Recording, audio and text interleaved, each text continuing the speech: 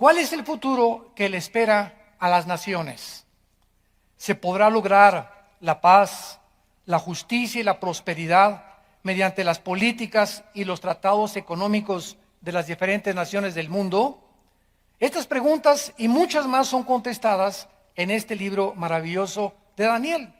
Y veamos nosotros que en los próximos 6 capítulos que vamos a ir desarrollando, ya vimos el capítulo 1, la conferencia 1 y la 2, la 3 y la 4, podemos ir viendo el libro de Daniel de qué forma tan maravillosa se nos describe el futuro de la humanidad y lo que tenemos que atravesar antes de que Cristo regrese por segunda vez.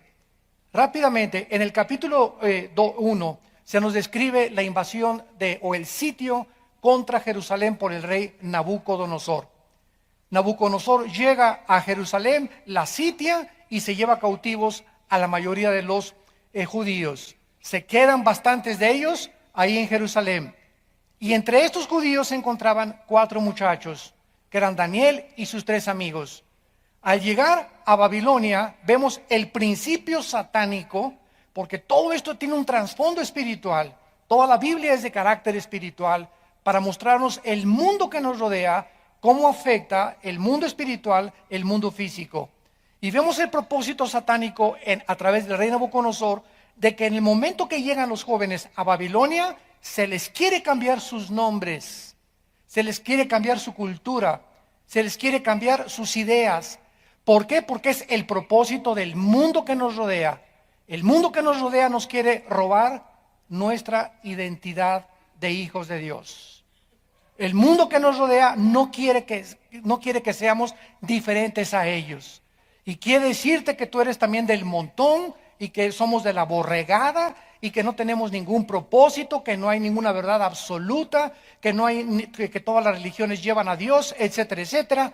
Y vemos desde el principio de este maravilloso libro el propósito satánico de querer robarnos nuestra identidad, nuestras convicciones, el vocabulario que usamos como cristianos, la educación y las convicciones espirituales que debemos de tener como seguidores de Jesucristo. En segundo lugar, vemos nosotros que Daniel se rebela contra esto, cuando quieren que él participe y sus amigos de la comida y el vino del rey. Daniel inmediatamente demuestra convicciones. Y quiero decirles algo, creo que ya es el momento, santos de Dios, de que tengas convicciones. ¿Qué significa tener convicciones? Tener convicciones significa estar convencido interiormente de que voy a decidirme. Si soy hombre, no voy a tocar a mi novia jamás, hasta que nos casemos. Voy a decidir como una muchacha que nadie me toque hasta que nos casemos. Y Señor, te lo prometo y quiero que tú me fortalezcas. Voy a tener convicciones de que solamente a mi esposa le voy a ser fiel. Voy a tener convicciones que mi vida va a ser guiada por la honradez, la integridad y nunca por la falsedad ni la insinceridad de mi corazón. Voy a tener convicciones de que nunca le voy a robar a Dios. Y estas convicciones, si no determinamos ya, es algo que tenemos que proponernos, como lo hizo Daniel en el versículo 8. Y Daniel determinó en su corazón, propuso en su corazón, estableció firmemente en su corazón no participar de la inmoralidad ni de las cosas que Babilonia tenía enfrente de él y de sus amigos. Sin esta determinación, sin estas convicciones, Dios no nos puede ayudar. Ahora, fíjense cómo funciona esto. Por ejemplo, tú eres una persona que fumas. Entonces, la convicción te dice, ya estoy totalmente convencido que físicamente estoy reduciendo mi vida 25 años, por lo menos, que es lo que te reduce el cigarro y las drogas. Y al estar convencido de esto, de que físicamente te estás autodestruyendo y además no puedo seguir sirviendo a Dios con nada que sea yo esclavo, porque Dios nos llamó a la libertad. Entonces decido en mi corazón, y entonces tú agarras los cigarros y los tiras al bote de la basura y escucha, en el momento en el que Dios ve que nosotros tomamos una convicción y determinamos y damos el primer paso, Dios da el segundo paso. Dios no va a hacer nunca lo que nos corresponde a nosotros hacer. La responsabilidad es de nosotros. Dios hace su parte. Una vez que Él ve que nosotros hacemos nuestra parte. Ah, pues ahora Pepito ya lo vi que ya tiró los cigarros, entonces ahí viene detrás el poder de Dios para respaldar tu convicción y darte fuerza para que tú puedas mantenerte firme y no volver a participar de esta droga. Voy a proponerme, ya no quiero la pornografía, ya estoy harto, la pornografía me va a llevar a un punto donde me voy a volver una persona degenerada sexualmente. Me va a afectar mi comunión con Dios, me va a afectar mi relación con mi esposa. Los cielos se cierran totalmente sobre mi casa cuando hay pornografía o cuando soy adicto a la pornografía, porque Dios no bendice mi matrimonio.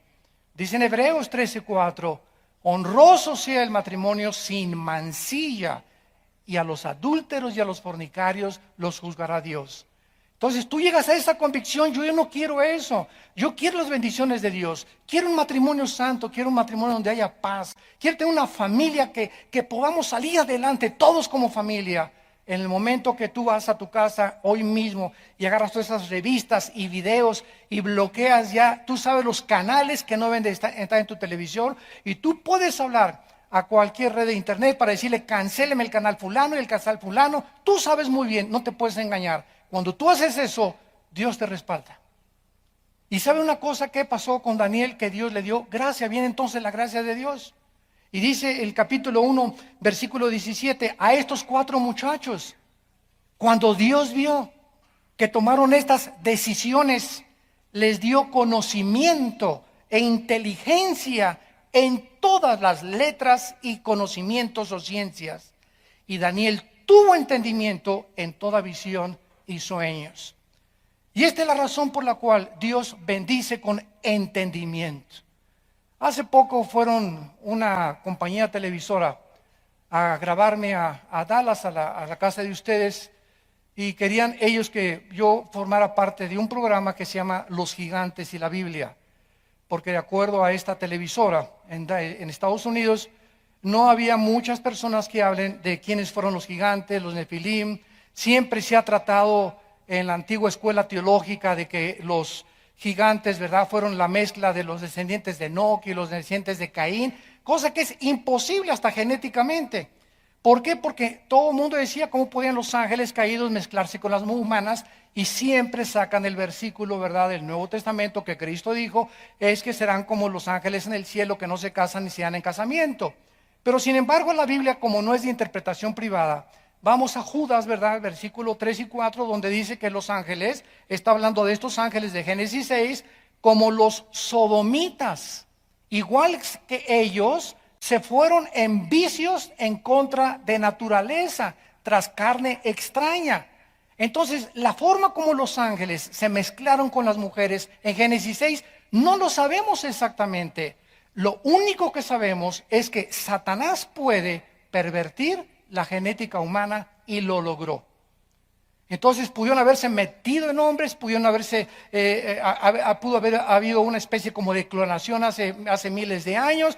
Algo sucedió que produjo seres monstruosos de 4 o 5 metros de estatura, con 12 dedos en las manos y 12 dedos en los pies, que poblaron la tierra durante 1000 años y se convirtieron en los enemigos del pueblo de Dios, porque cuando iban a entrar a Canaán, fueron los primeros que querían impedir que el pueblo de Dios se apropiara de las promesas de Dios. No hay duda que los gigantes eran obra de Satanás. Entonces hay mucha gente, ¿verdad?, que quiere saber y me mandan correos, oye, que esto y que el otro, por aquí y por allá. ¿Por qué no tiene mucha gente, muchas veces, entendimiento la gente? Porque el entendimiento lo da Dios y el Espíritu Santo. Oye, ¿y por qué la predestinación? ¿Y por qué aquello? A esas personas hay que preguntarles, ¿tú ya tienes conocimiento de qué es la justificación, la gracia, los pactos, la santificación? ¿Conoces las doctrinas elementales de la Biblia? ¿Has estudiado el libro de Romanos, versículo por versículo, todos los 16 capítulos de Romanos?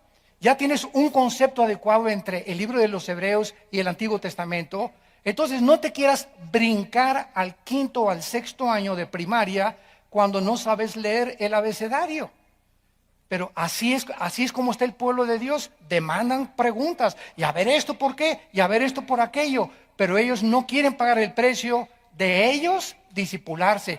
Quieren que un predicador les conteste todo, quieren saberlo todo, pero no se disipulan, no estudian sus Biblias en su casa privadamente, pero quieren todo a la maruch, quieren todo instantáneo, quieren todo a través de una palabra de profecía, quieren todo a través de una visión, de un sueño, o que se les aparezca Clodomiro en un buñuelo. Y finalmente vemos de qué forma, ¿verdad?, ante esta determinación de Daniel, él entra a formar parte del séquito de oficiales del rey Nabucodonosor. En el capítulo 3 vamos a ver de qué forma el imperio babilónico establece un estado totalitario. En el capítulo 4, Nabucodonosor se vuelve loco, el cual es un ejemplo de la locura a la que llegan todos los políticos y gobernantes del mundo cuando sacan a Dios de su ecuación. Todas estas enseñanzas espirituales tienen un significado profundo para el siglo XXI en el cual nosotros estamos viviendo. En el capítulo 5 se nos ofrece un retrato de los juicios futuros de Dios sobre un mundo desafiante como el rey Belsasar y la caída de Babilonia por medio de los persas. En el capítulo 6 el imperio persa quiere establecer la adoración imperial, demandando la fidelidad del pueblo al Estado. El capítulo 7 es el retrato del último gobierno mundial, en el cual será establecido por el anticristo, pero destruido con la segunda venida de Jesucristo. Así, a grandes rasgos, acabamos de compartirles los próximos 6 capítulos para que tengamos un panorama. Siempre es bueno tener un panorama de los libros, de los capítulos, como en Cinemascope, ¿verdad?, para poder entender ya después, analizar los versículos por versículos, de qué forma Dios nos quiere hablar. Muy bien, las profecías de Daniel, esto es muy importante. Las profecías de Daniel cubren un periodo de la historia que Cristo llamó en Lucas 21, versículo 24, el tiempo de los gentiles.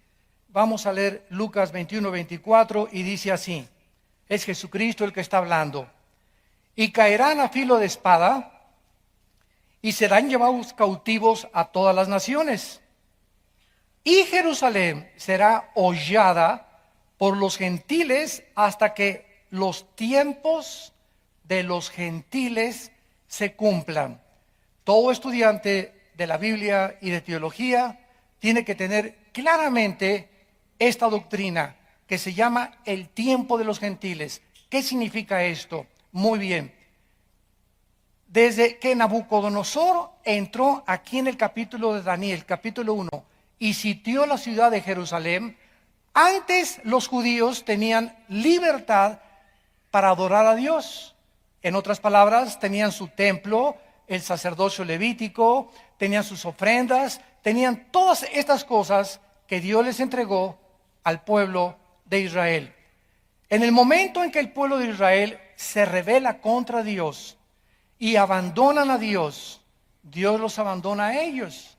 Por ejemplo, dice vamos a ver en Segunda de Crónicas, capítulo 36, de qué forma se llevó a cabo todo lo que sucede en el libro de Daniel.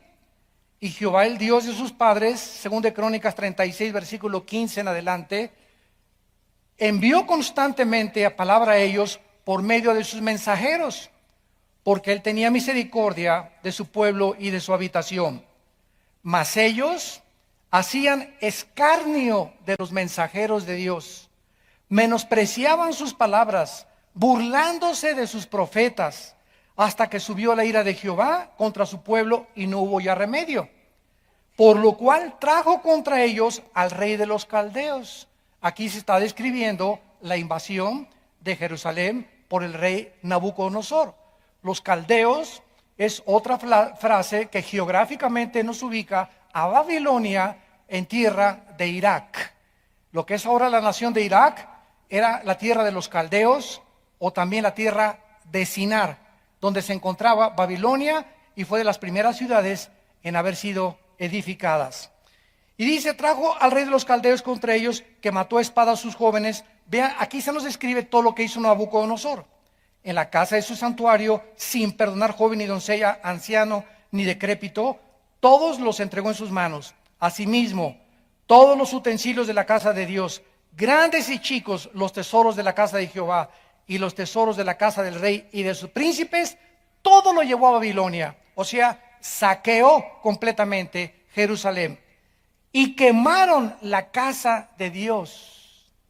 Y rompieron el muro de Jerusalén y consumieron a fuego todos sus palacios y destruyeron todos sus objetos deseables. Los que escaparon de la espada fueron llevados cautivos a Babilonia, y entre ellos estaba Daniel, como lo vamos a ver.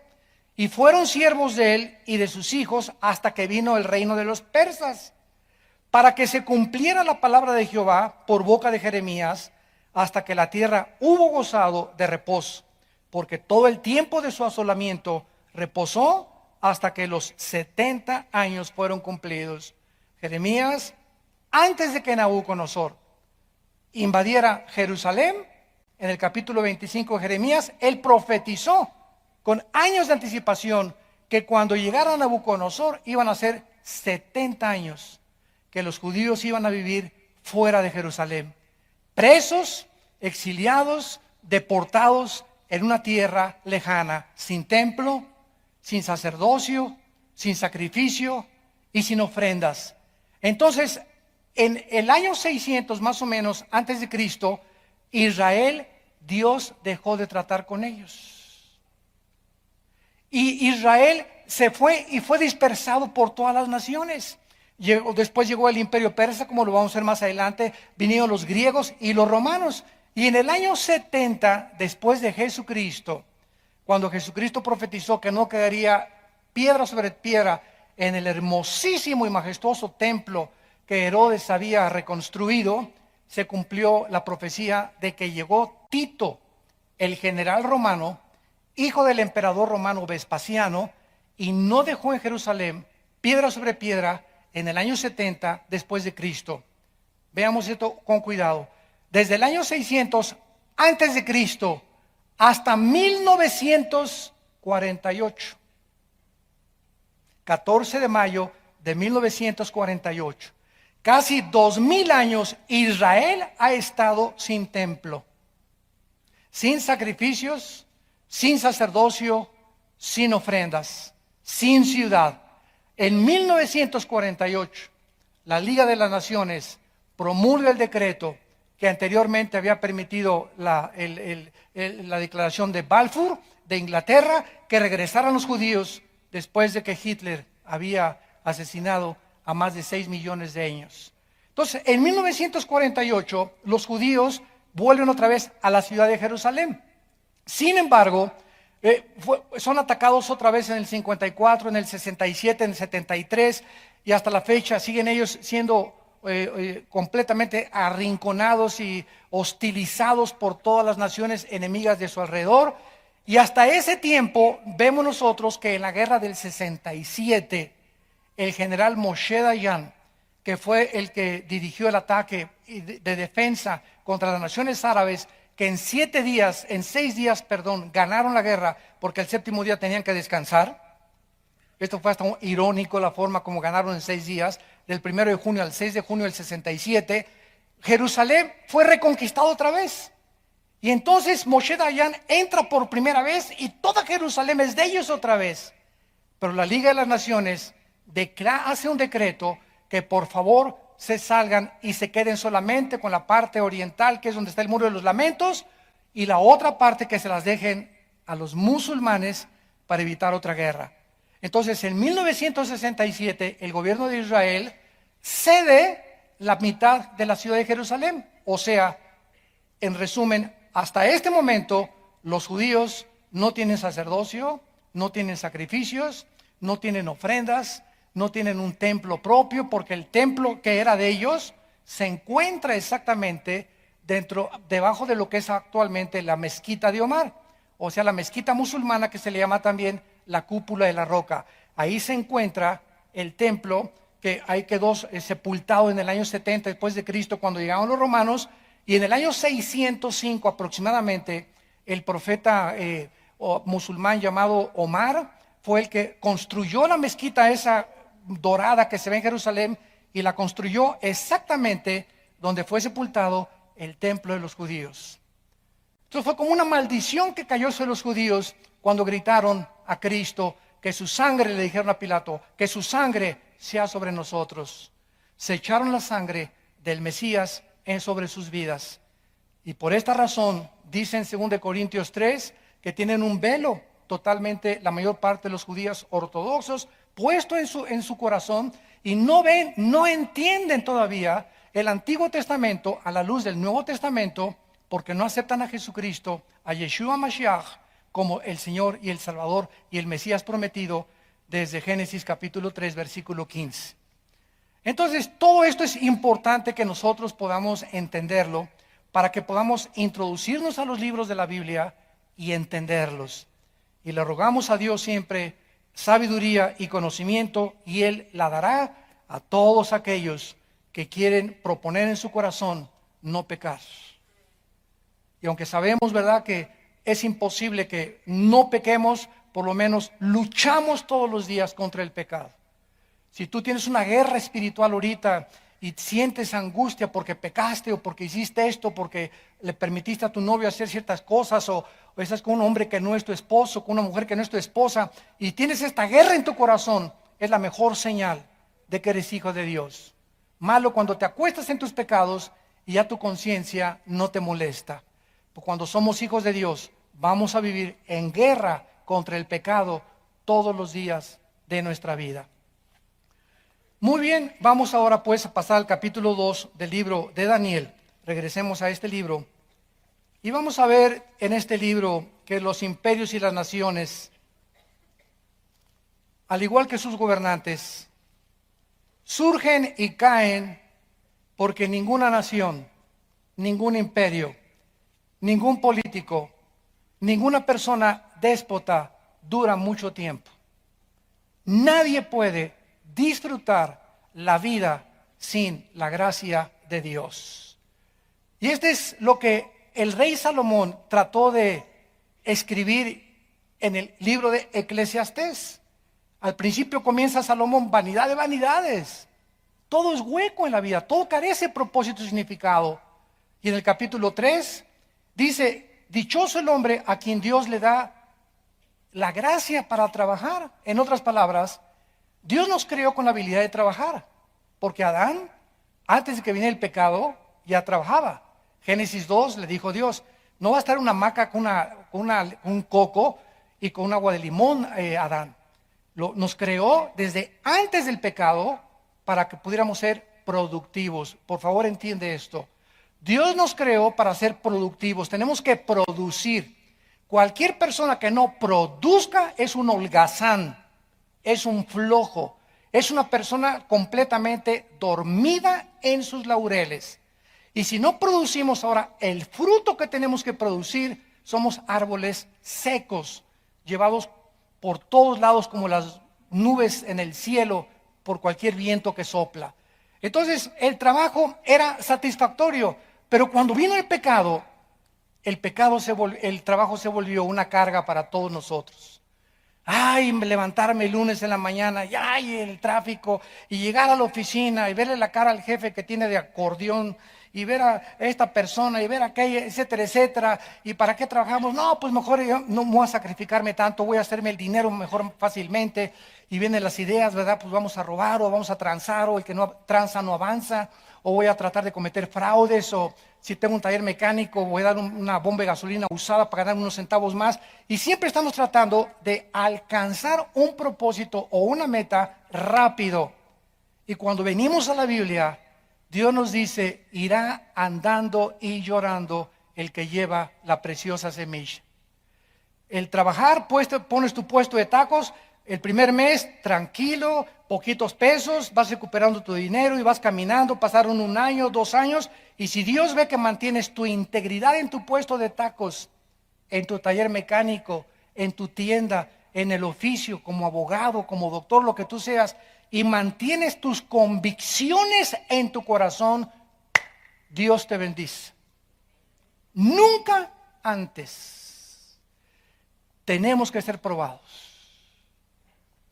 Tenemos que ser probados. antes de que se abran las puertas de los cielos. Y Dios prueba la integridad, la sinceridad, la motivación por la cual le servimos. A nosotros los pastores, Dios nos prueba simplemente por el amor que les tengamos a ustedes. Un pastor que no ama sus ovejas, o una pastora o esposa de pastor que no ama las ovejas, está fuera de la gracia de Dios. Y podemos circular y podemos reírnos y todo, pero si Dios no ve que nosotros nos interesamos por su pueblo y vivimos por su pueblo, porque ese es nuestro llamado, entonces somos unos hipócritas. Y puedes tú tener 10,000 personas en tu iglesia o 30,000 personas, eso no importa. El Papa tiene más que tú. Las sectas tienen millones de personas que lo siguen. Jim Jones llegó a 1,500 personas. El hecho que haya miles de personas siguiendo a una persona no significa realmente que esa persona sea un ungido de Dios. Dios ve los corazones. Y lo que Dios ve es si esa persona ama al pueblo al cual nos ha llamado a servirlos. Entonces es importante que entendamos que el corazón tiene que ser probado y Dios nos bendice. Pero cuando vas llorando con la semilla, regresaremos con gozo, trayendo las gavillas. Habrá una bendición tremenda después de 30, 20, 40 años de servir a Dios. Yo comencé a servir a Dios en 1977, aquí en esta área de Satélite. Muchos de ustedes somos antes de Cristo, ¿verdad? Ya nos conocen. Pero desde el 77 comenzamos aquí, Tlalnepantla, Valle Dorado, toda esta zona de por aquí del norte. Parece que aquí fue la zona donde Dios nos llamó a establecer un baluarte aquí, ¿verdad? Yo le llamo a la iglesia un baluarte de la verdad, como le dice Pablo a Timoteo. Y desde aquel entonces, me acuerdo, hasta 1988, pasaron más de 15 años que Dios no tenía coche. Y andaba en puras peceras, ¿verdad? En taxis por aquí, por allá, los estudios bíblicos. No teníamos nada, éramos pobres, ¿verdad? Teníamos apenas para comer, pero seguimos. La perseverancia es lo que Dios bendice. Y hasta 1986, 87, un señor de aquí, ¿verdad? Me reservo su nombre, nos regaló una combi por primera vez. Y comenzamos a comer ya bien, comenzaron a subir las ofrendas, etcétera, etcétera, pero nadie comienza arriba. Para que no crean ustedes, ¿verdad? Que ahorita que nos ven aquí muy trajeado el brother, ¿verdad? Y con corbata, etcétera, etcétera, que hemos toda la vida sido así, ¿verdad? No, han sido tengo ahorita 40 años de ser cristiano y 37 de servir al Señor. 40 años que me convertí en el 74 y 37 años de servir a Cristo. Y a través de estos 37 años tenemos una vida, ¿verdad?, en la que podamos dar testimonio que no hemos engañado al pueblo de Dios y que hemos predicado las sanas palabras del Hijo de Dios. Y lo seguiremos haciendo mientras Él nos dé vida. En los tiempos de Daniel, tanto Jerusalén como Judá cayeron bajo el imperio babilónico, todo destruido, y los judíos estaban ahora preocupándose, ¿qué nos deparará el futuro? ¿Dónde están las promesas de Abraham? Oye, ya me divorcié, Dios me dijo que me iba a bendecir. Mi hijo se fue de la casa. Oye, el trabajo no prosperó, el negocio que hicimos no prosperó. ¿Realmente podremos nosotros tener un futuro? ¿Nos podrá levantar Dios? Mi amor, me corrieron del trabajo, nos quedamos sin nada por mis convicciones de cristianos. Como esa película de Dios no está muerto, el muchacho está al grado de perder y perdió a su novia. Escuchen, jóvenes, perdió a su novia con tal de mantenerse en sus convicciones. Y así te va a mandar Dios, muchachitas, de que, ay, no seas ridículo, no seas exagerado, no seas tan religioso, no seas, pareces un idiota ya día y noche con la Biblia. Y cuando tú aceptas eso, es que la amas más a ella que a Dios. Te está probando Dios. O igual con tu novio, ¿verdad? Ahí tú con la Biblia siempre, pues si no te gusta, ¿verdad? Pues nos vemos y ya. Pero tenemos que tener convicciones. Y si no pasamos esa prueba, no pasamos las demás. Porque es la primera prueba que tenemos los cristianos. 1 de Pedro capítulo 1. Nuestra fe, más preciosa que el oro, tiene que ser probada. ¿Cómo se prueba la fe? Ante la oposición, ante la persecución. Ahí es donde damos cuenta que vamos en contra de la corriente. Si no te gustó, pues búscate otro que te vaya a chapulinear. Si no te gustó, pues búscate otra, ¿verdad? Si no te gustó, pues renuncio, ¿verdad? Pero aquí es esto. Maestra, mis hijos no van a participar de Halloween y yo sé que usted no me va a entender, tenemos nuestras convicciones, somos cristianos, ahí por aquí, por allá, si usted nos quiere correr, que nos corra. Si usted quiere si por alguna causa tu vida corre un riesgo o un peligro por causa de serle fiel a Cristo, bienaventurado y dichoso seas. No te imaginas cómo después de esa prueba, no te imaginas cómo Dios va a abrir las puertas de los cielos para bendecirte. No hay nadie a quien Dios bendiga con la famosa prosperidad. Nada más da esto y serás prosperado, etcétera, etcétera. No, la prosperidad viene después de muchos, muchos años de servir a Dios y de mantener tus convicciones contra toda la corriente opuesta del mundo. Ahora era cuando el pueblo judío necesitaba tener una esperanza. Necesitaban a alguien. ¿Y qué hizo Dios? Infiltrar 4 jóvenes dentro del imperio babilónico para trabajar dentro de estos jóvenes y en la vida de estos jóvenes, principalmente de Daniel, poder transmitirles al pueblo la esperanza que aún les esperaba si ellos se arrepentían de sus pecados. Vayamos pues al capítulo 2, que dice así: en el segundo año del reinado de Nabucodonosor, por cierto, él reinó 45 años de los 70 años que existió Babilonia. Nabucodonosor era hijo de Nabopolassar, su padre fue el rey de Babilonia. Él siguió Nabucodonosor y reinó 45 años. En el segundo año del reinado de Nabucodonosor, tuvo Nabucodonosor sueños y se perturbó su espíritu y se le fue el sueño. Hizo llamar el rey a magos, astrólogos, encantadores, caldeos, para que le explicaran los sueños. Vinieron pues y se presentaron delante del rey, y el rey les dijo: he tenido un sueño, y mi espíritu se ha turbado por saber el sueño. Entonces hablaron los caldeos al rey en lengua aramea: Rey, para siempre vive. Di el sueño a tus siervos y te mostraremos la interpretación. Noten ustedes, en primer lugar, que este sueño venía de Dios. Dios no le dio el sueño a Daniel, porque vamos a ver en este sueño de esta imagen que vamos a escribir, a ver si nos da tiempo si no en la próxima conferencia, esta imagen que fue el centro del sueño de Nabucodonosor, ahí se profetiza toda la historia de los imperios políticos desde el año 600 antes de Cristo hasta la segunda venida de Cristo. Esto es asombroso e increíble. En esa imagen que vamos a estudiar con mucho detenimiento, se profetiza todo el futuro de la humanidad. Así que imagínense ustedes si Daniel hubiera tenido ese sueño, ¿quién le hubiera creído? Pero el hecho que Dios le da el sueño a un rey pagano, a un rey gentil, a un rey cruel, porque si había alguien cruel y sanguinario era Nabucodonosor, le sacaba los ojos a sus víctimas, a las mujeres embarazadas las partía a la mitad. Era un rey de lo más sanguinario que puedan ustedes imaginarse. Entonces, al darle Dios el sueño a Nabucodonosor y después usar más adelante a Daniel, retando a los magos, a los astrólogos, a los discípulos de Walter Mercado, a los ocultistas, a los filósofos orientales, a los gurús y a todos aquellos que están en el mundo del ocultismo, Daniel tenía que demostrar en ese imperio que él servía al único Dios vivo y verdadero. Vamos a ver la incapacidad de los brujos, los astrólogos, los adivinos de poder ni siquiera imaginarse qué había soñado el rey. Nabucodonosor tuvo un sueño que le quitó el sueño.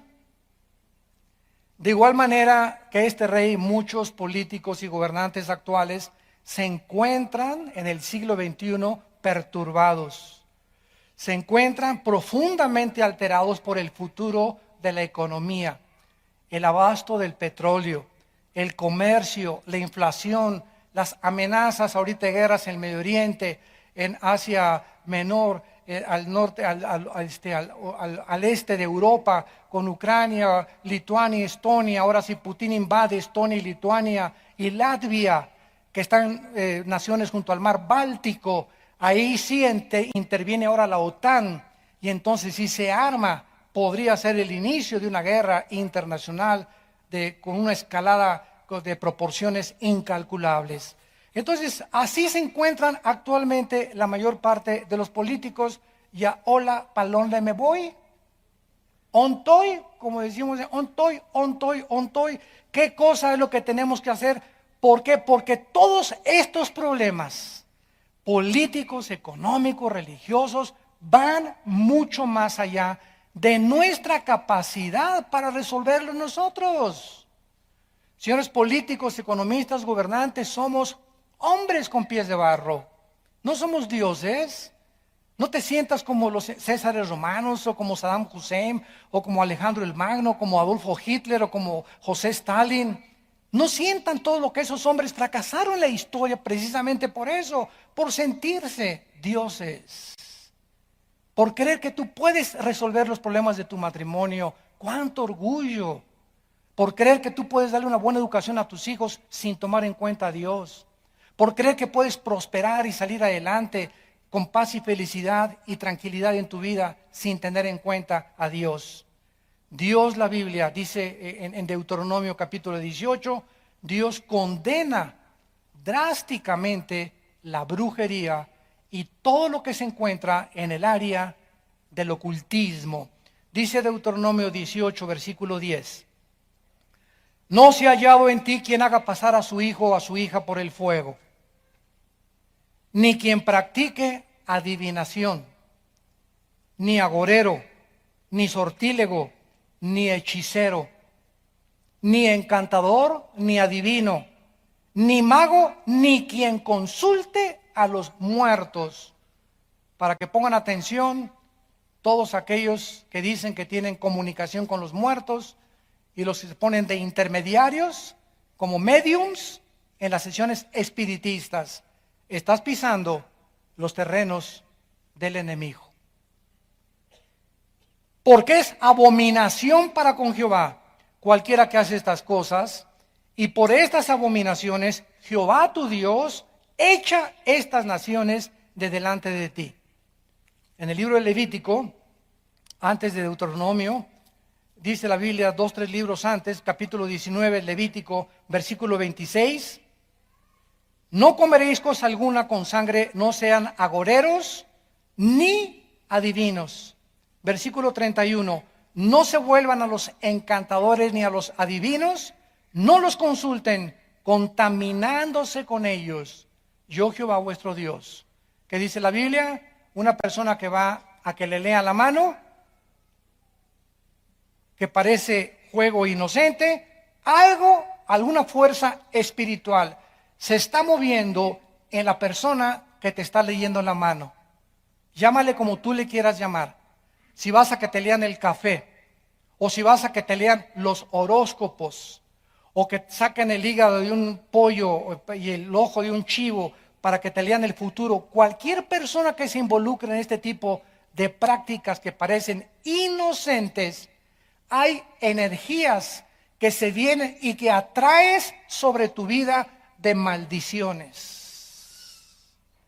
Cualquiera que se atreva a jugar a la ouija, que porque por curiosidad, no es ninguna curiosidad ni ninguna cosa inocente, la tabla de la ouija es de lo más satánico que existe. Y si no, pregúntate tú en tu lógica elemental que tú tienes por nacimiento, ¿quién hace mover la ouija? ¿Cómo es posible? ¿Quién le da esos pensamientos? ¿Quién le da esa forma de responder? En ese momento te das cuenta, y si buscas en la historia, te metes a Google la historia de la ouija, te vas a dar cuenta, los resultados, el 85% de los muchachos y muchachas que han consultado la ouija o jugado con ella, acabaron en el hospital psiquiátrico. O cuando se casaron tuvieron problemas gravísimos en su matrimonio de múltiples desórdenes de su personalidad.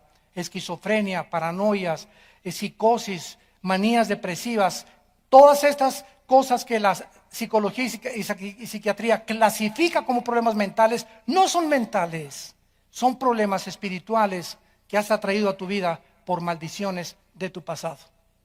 La Biblia prohíbe, y ahorita vemos qué increíble es que la mayor parte de los gobernantes en el mundo, europeos, sudamericanos, consultan a brujos.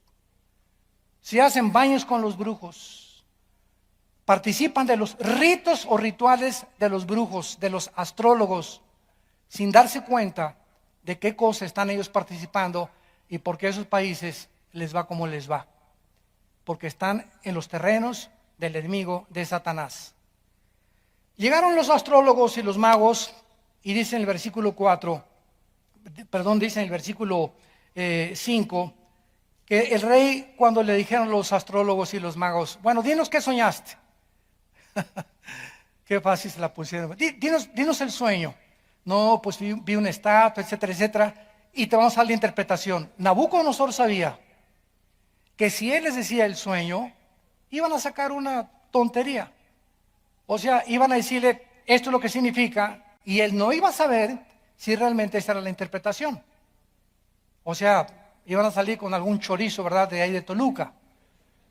Entonces el rey les dice, ¿verdad?, no les voy a decir el sueño.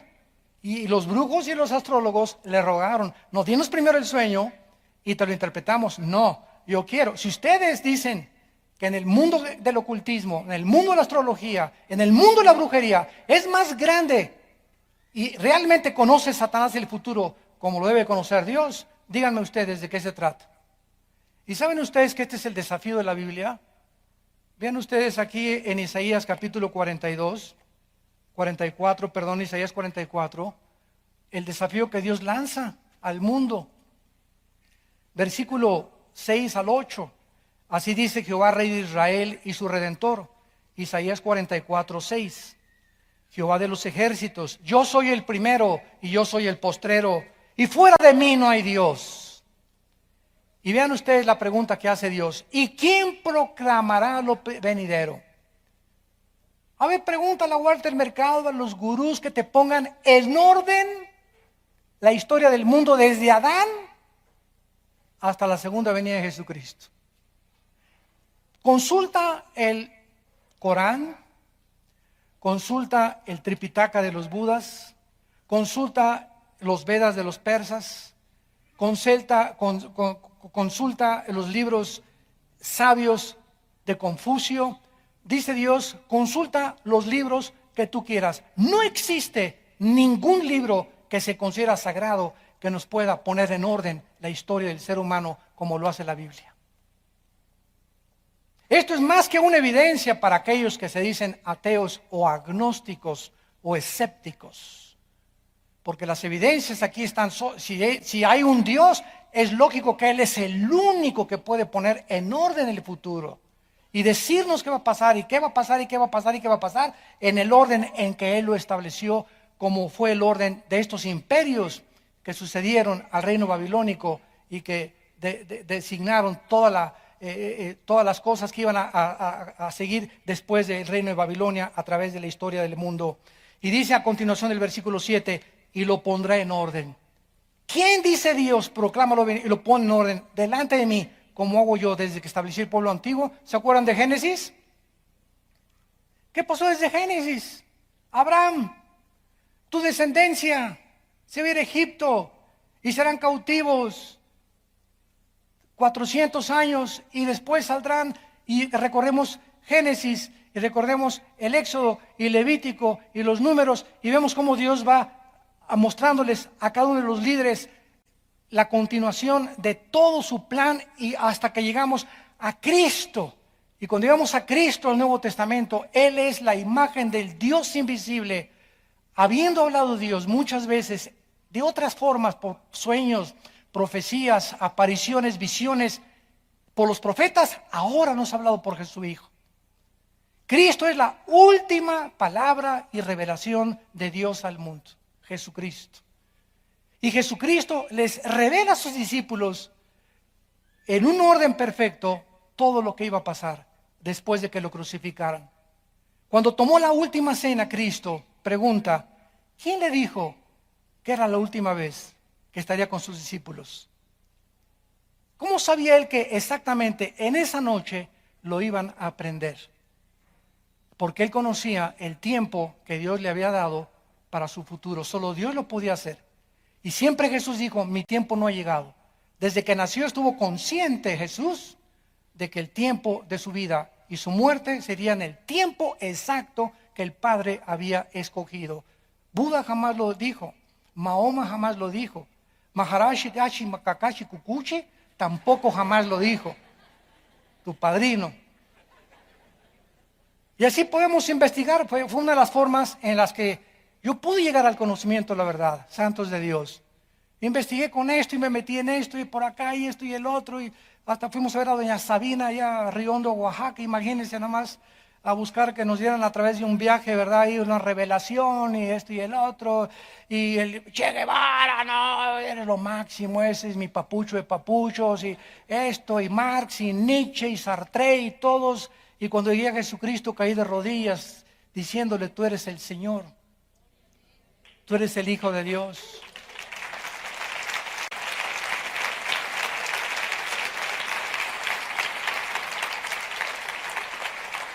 Y si no es Él, ¿quién es? Si no es Él, ¿quién es? Dime. Como decíamos allá en mi rancho, tráeme tu gallito Giro. ¿Quién es? ¿Quién es tu gallo? Dímelo, dime. Al hombre que más admiras. Llámese ateo o no ateo, líder, dime y compáralo con Jesucristo. Y busca cualquier libro que tú quieras en los billones de volúmenes de literatura que existen en las bibliotecas del mundo y tráeme un libro que ni siquiera se atreva a comparar con la información que contiene la Biblia.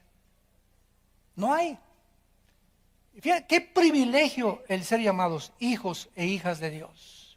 Qué privilegio. Y sigue el mundo igual que en tiempos de Daniel, con los astrólogos y con los horóscopos, y de una filosofía al otro lado, y la dianética, y la ciencia de la salud, y la nueva era, y ahora esto, y ahora la cabala, y por todos lados siguen surgiendo, y surgiendo, y surgiendo, y surgiendo, y sigue en el cielo la cruz diciendo, yo soy el camino, la verdad y la vida.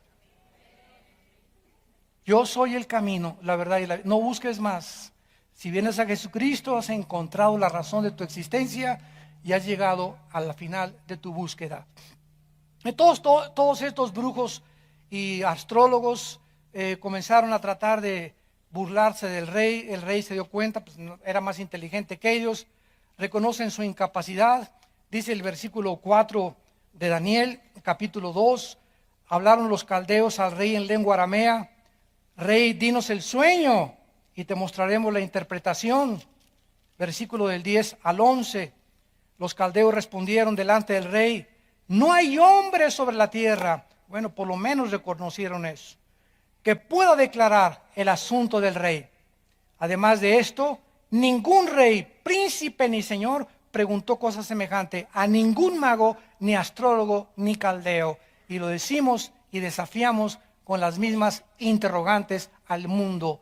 ¿Quién se puede atrever a decirnos de dónde venimos?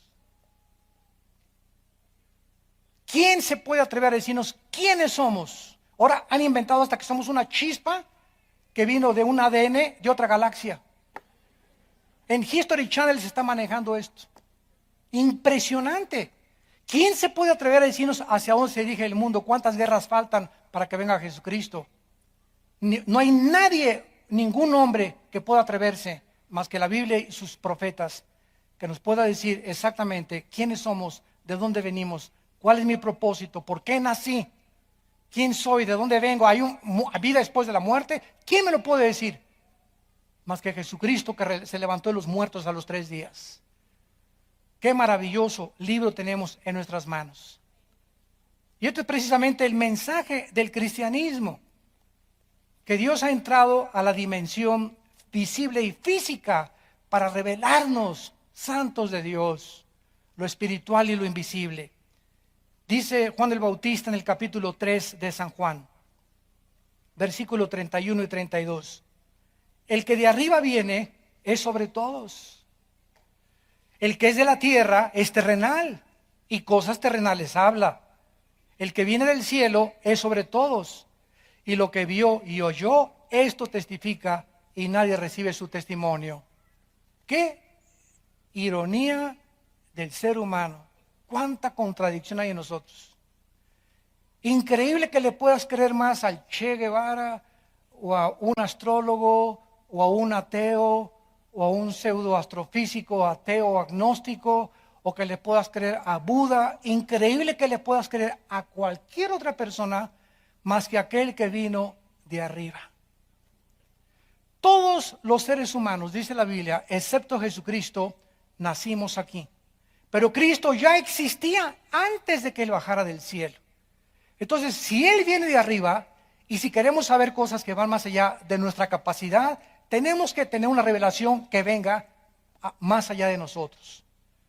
Del cielo, del creador, del mundo espiritual invisible que no podemos ver con nuestros ojos. Jesús baja de la dimensión invisible, espiritual, al mundo y nace de una virgen en un pesebre rodeado de animales. Dios es un Dios humilde, que se deja manosear por nosotros, que se deja que le chicoteen el cuerpo, que no responde en la cruz, que nos viene a enseñar las lecciones más grandes que existen de la moral y de la ética, que nos viene a mostrar que el camino de la victoria es el amor, pero no el amor simplemente físico, ¿verdad? El amor que no pide nada a cambio, el amor que se entrega a los demás sin considerar a sí mismo su propia vida, porque no hay mayor amor que el que da su vida por los amigos. Viene del cielo a mostrarnos que el Padre está interesado en tu vida, que Dios te ama y que hay cientos de dudas en el mundo que nos rodea y todavía las habrá, porque el día que alguien no tenga dudas, ya no necesita a Dios, porque ya eres Dios. Así que mientras seguimos el camino que estamos siguiendo hasta que Cristo venga, vamos a tener dudas y las vamos a encontrar dudas y las vamos a resolver, vamos a encontrar cosas que van más allá. Y nos vamos a pelear que esto y que el otro y por puntos de vista y perspectivas, pero podemos caminar con Cristo y llegar al conocimiento pleno de la verdad. Y esto es lo que Dios nos ofrece a través de su Hijo. Yo soy la resurrección y la vida, dijo Jesucristo. Y cualquiera de ustedes que cree en mí no se va a perder, sino tendrá la vida eterna. Nadie ha bajado del cielo más que el Hijo de Dios. Se encarnó en un hombre para mostrarnos cuál era el camino de la verdad, de la justicia y de la santidad. Y finalmente, vemos aquí en Daniel que ante la incompetencia de estos magos y astrólogos, el rey Nabucodonosor los condena a muerte. Y dice el versículo 12 del capítulo 2, por esto el rey, con ira y con gran enojo, mandó que matasen a todos los sabios de Babilonia. Y se publicó el edicto de que los sabios fueran llevados a la muerte, y buscaron a Daniel y a sus compañeros para matarlos. Y aquí vamos a ver después qué increíble el carácter de Daniel. ¿Se imagina a Daniel? Aleluya, gloria a Dios, que se los echen a todos. Y sin embargo, vamos a ver más adelante algo impresionante, que Daniel intercede ante el rey y él le dice, aquí voy a este es el sueño, rey, y con eso les perdona la vida a todos los brujos y a todos los astrólogos. Y durante todo el tiempo que Daniel pasó en Babilonia, les enseñó a muchos de estos sabios y astrólogos el camino de Dios. ¿Quiénes fueron los que siguieron la estrella de Belén cuando Cristo nació? Los famosos reyes magos, Melchor, Baltar y Balcazar. Nada de eso. Ni San Clodomiro, ni San Perico de las Palotes, ni tampoco ni San Patricio. La Biblia no menciona nombres, ni que eran negro, ni blanco, ni amarillo. Menciona a 3 hombres que tenían conocimientos científicos, no de la astrología, sino de la astronomía. Estos hombres, perfectamente bien, guiados por esa estrella, eran sabios de Babilonia. Y ahora se comprueba que venían de Irak. Desde allá vinieron a Belén a descubrir al Hijo de Dios, quien les dio conocimiento cientos de años atrás, cuando Daniel vivió en Babilonia y rescató con su testimonio a la mayor parte de ellos. Padre, te damos gracias por tu palabra. Qué maravillosa es tu ley, Señor. Lámpara es a nuestros pies, lumbrera a nuestro camino. Oh Señor, guíanos conforme al camino de la justicia. Gracias porque tú eres un Dios santo y amas la santidad y vives en la luz. Tuya es la sabiduría y tuyo es el poder. Tuyo es el quitar reyes y poner reyes. Tú mudas los tiempos y las edades. Tú revelas lo profundo y lo escondido, y contigo mora la luz. A ti, Dios de nuestros padres, Abraham, Isaac y Jacob, te bendecimos por habernos regalado a tu santo Hijo Jesucristo, quien ha venido a iluminar nuestras vidas, a darle propósito y significado a nuestras vidas y a mostrarnos el camino de la verdad. En esta mañana Él les ofrece a muchos de ustedes que vengan a la cruz.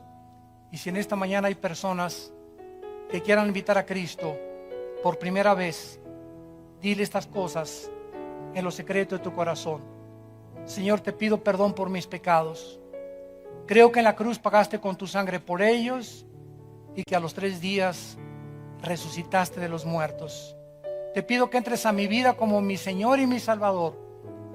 Lávame con tu sangre preciosa. Quiero vivir para ti y conocer la verdad.